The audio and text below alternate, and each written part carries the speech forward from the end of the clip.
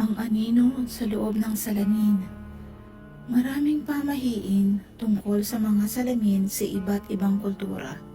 Sinasabing ang salamin ay maaaring magsilbing bintana papunta sa ibang mundo. Ngunit paano kung ang salamin sa loob ng iyong bahay ay hindi lang simpleng bagay, kundi isang daan para sa nilalang na nais makalabas? Ito ang kwento ni Lara, isang dalagang nagtatrabaho sa Maynila na nagkaroon ng salamin na sana'y hindi na lang niya binili. Si Lara ay mahilig sa mga lumang gamit. Isang araw, napadpad siya sa isang ukay-ukay na tindahan sa Quiapo. Sa pinakalikod ng tindahan, may nakita siyang isang lumang salamin na may magarang disenyo. Kahit natatakpan ng alikabok, nakita niya ang ganda ng ukit sa gilid nito. "Magkano po ito?" tanong ni Lara. "Ah, iha, sigurado ka ba dyan?" "Matagal na iyang walang bumibili," sagot ng matandang tindera. Ngunit sa kabila ng babala, binili ni Lara ang salamin at dinala niya ito sa kanyang apartment.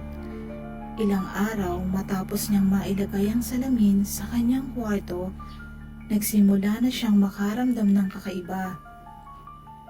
Sa tuwing sulyapan niya ito, parang may gumagalaw sa loob ng salamin.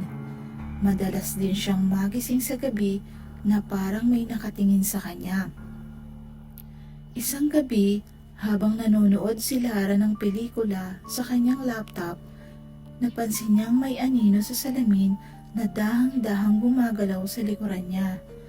Pagharap niya, wala namang tao. Nagtataka man, inisip niyang baka pagod lang siya. Ngunit lumala ang mga kakaibang nangyayari. Sa tuwing magpapahinga siya, naririnig niya ang mahihinang kaluskos na tila may kumakatok sa salamin. Isang gabi, habang natutulog, nagising siya sa malakas na tunog. Nang tumingin siya sa salamin, nakita niya ang sarili niya. Ngunit ang refleksyon niya ay hindi gumagalaw kasabay niya.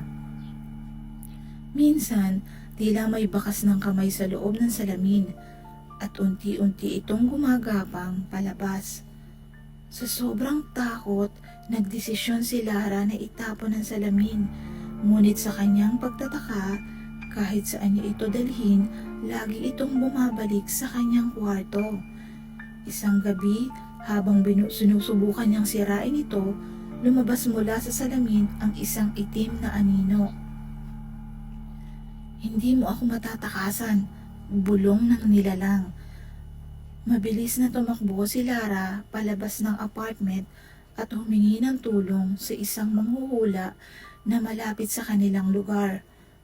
Ayon dito, ang salamin ay ginamit noon sa isang ritual at nagsilbing pintuan para sa masamang espiritu.